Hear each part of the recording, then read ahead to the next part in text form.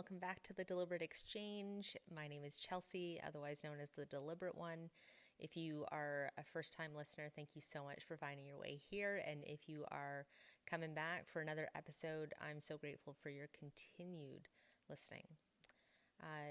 So today's episode is for anybody who is in that really weird in between space where life looks different than it used to, and maybe your social circles do as well.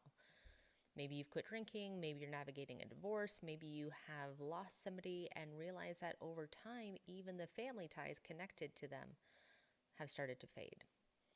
Whatever the reason or the season, this conversation is about that unexpected grief, loneliness, and the rebirth that happens when your world shifts, and how to start finding your footing again when you're no longer who you used to be. So the first part I want to talk about is the hidden grief of change.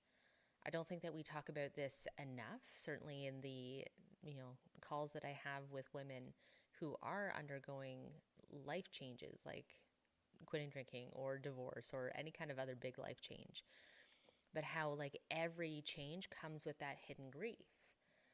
Not just for people we've actually lost, but grief for the versions of ourselves that we've outgrown, the relationships that no longer fit, and certainly the social identities that used to make us feel safe and accepted. When I quit drinking in early 2020, I had no idea that I'd also be quitting a version of my social life, my career identity, and the way that people saw me. Truly, from 2017 to 2020, I lost a lot of identities that I clung to. In 2017, I got divorced, and so the identity of being a wife was no longer there. In 2019, my stepfather dies, and now my idea of having the daughter identity and that relationship with my stepfather was gone. And in 2020, I quit drinking, so now I'm not the fun, gregarious one at the bar. And then again in early 2020, I lose my job in commercial interiors, commercial construction, and now I don't have that identity. So it was a lot of peeling of the layers, I'd say, because that was what I was known for. I had worked in the construction and corporate environments for years, 16 years, where I was one of the guys, and I was buying the rounds, and I'm the life of the party, and that was part of my currency. When I stopped drinking, suddenly I wasn't the fun one anymore to other people, or at least not in the way that they were used to. And when I left the industry, my value to others seemed to diminish as well. I was no longer the one to call for a night out, and the invites definitely stopped coming. And at first, it stung. I thought I had really good, solid relationships, and now I had to question, what people actually wanted from me, if anything.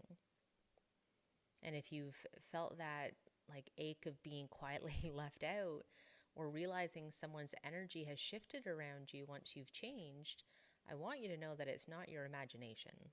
That's grief. It's the slow unwinding of a life that once made sense. And the next part I want to talk about is that mirror effect. I get this a lot, in almost 6 years of sobriety.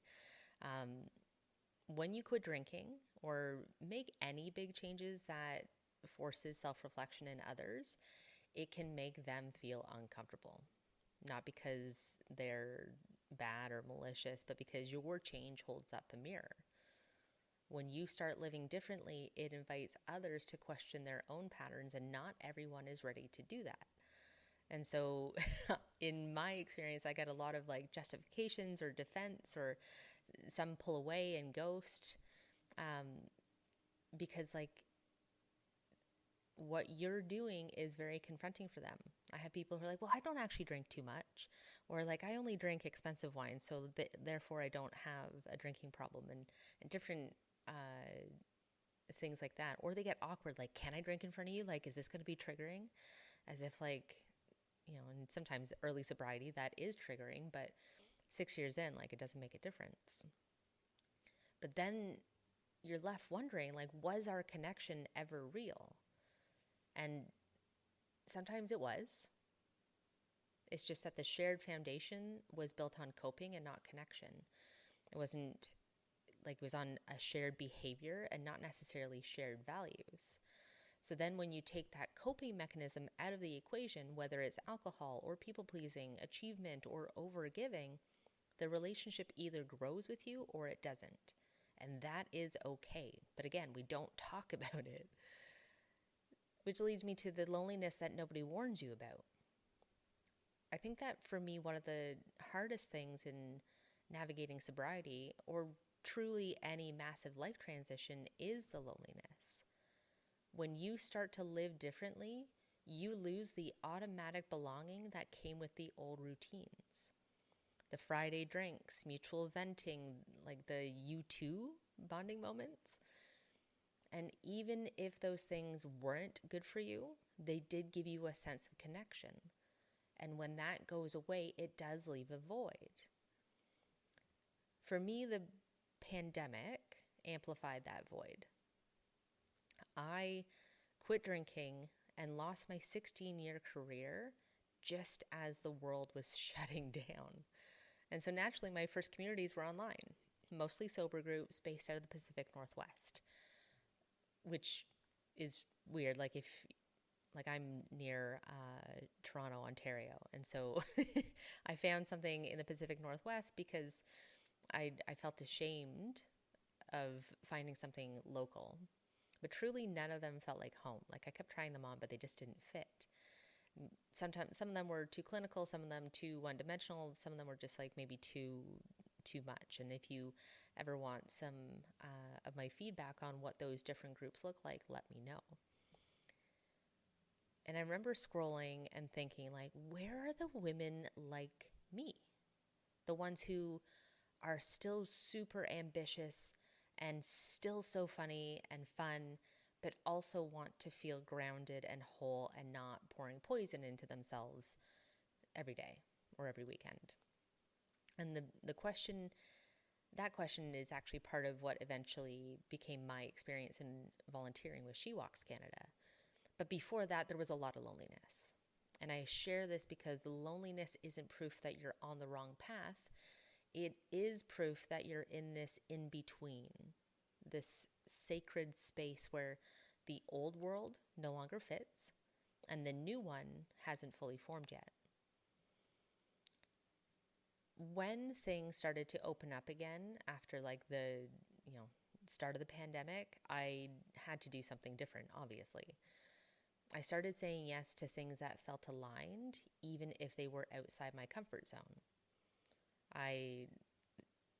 One of my first experiences in stepping outside my comfort zone was in a Wim Hof fundamentals course where we did intense Wim Hof style breathing and a cold plunge. And so I was in a room of like-minded people who were all there to feel better, to let go, to push themselves outside of their comfort zone.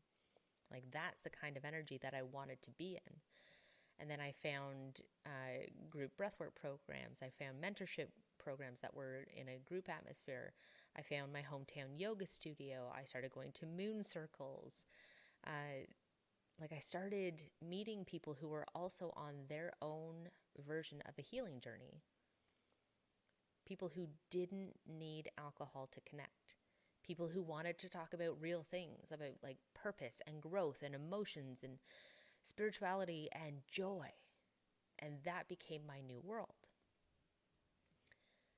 Rebuilding connection after a big life change doesn't mean you're recreating what you had before, but you are redefining what connection means to you now. So maybe connection looks like 1 or 2 deep friendships instead of 10 surface level ones. Maybe it's about community spaces like yoga studios and volunteering and wellness events and creative meetups where you can be yourself.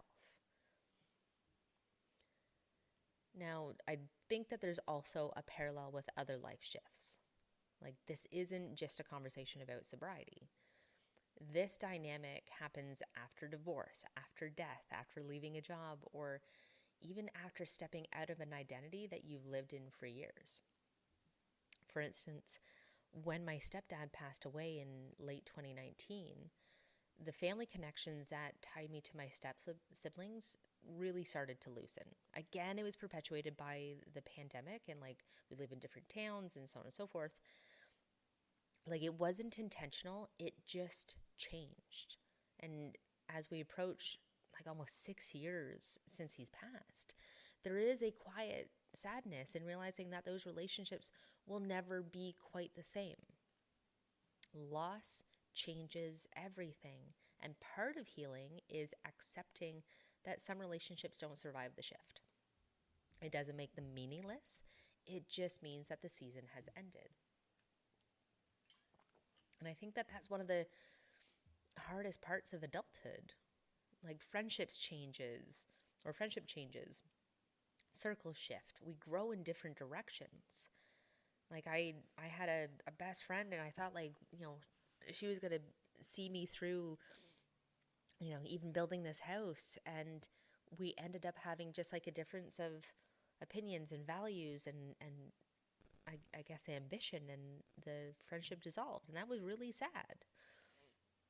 But you grow, you shift. And I think that making friends, new friends, especially later in life, especially when you're doing this deep inner work, can feel sometimes impossible, but it isn't. It just requires more intentionality and certainly pushing yourself outside of the comfort zone. So how do we move through that? How do we rebuild when the old world falls away? I think more than anything, the first thing I'd tell you to do is to acknowledge the grief. Don't gaslight yourself by saying, like, it's fine, I'm better off. It might be true, but it's still okay to mourn the loss. Write about it, talk about it, breathe through it. And then stay open to new spaces. Healing often introduces you to new people, but you have to be brave enough to show up. Go for the workshop, join that hiking group, say yes to the uncomfortable invitation, and then you can start redefining what your friendships mean now. Ask yourself, what kind of connection am I craving? What feels safe and real and reciprocal? And then move towards that. And then the other thing I'd love to say about this is you can let solitude be a teacher. The quiet seasons aren't punishment. They're where your identity recalibrates.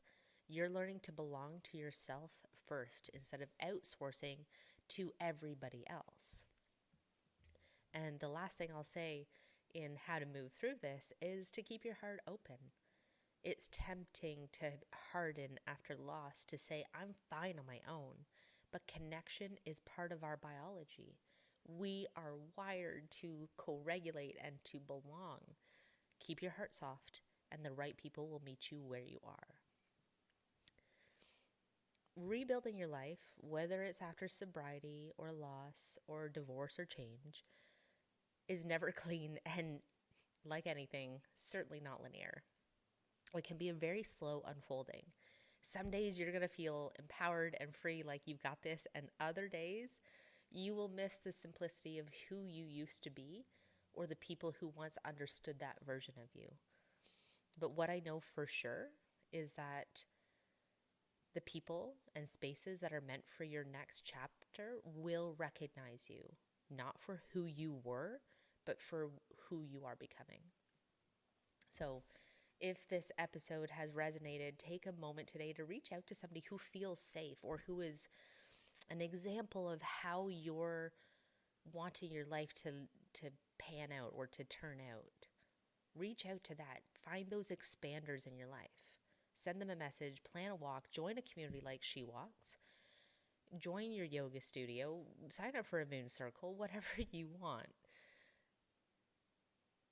But just make sure that it's not a place where you have to pretend or perform to belong. And if you are in that in-between season, please remember that it won't always feel this lonely. You are clearing space for depth and authenticity and relationships that actually meet you in your wholeness. And if you are in that lonely place, I just want you to know that I'm sending you so much love, and I'm grateful that you're here. And so in the meantime, breathe it in, be deliberate, and please be good to yourself.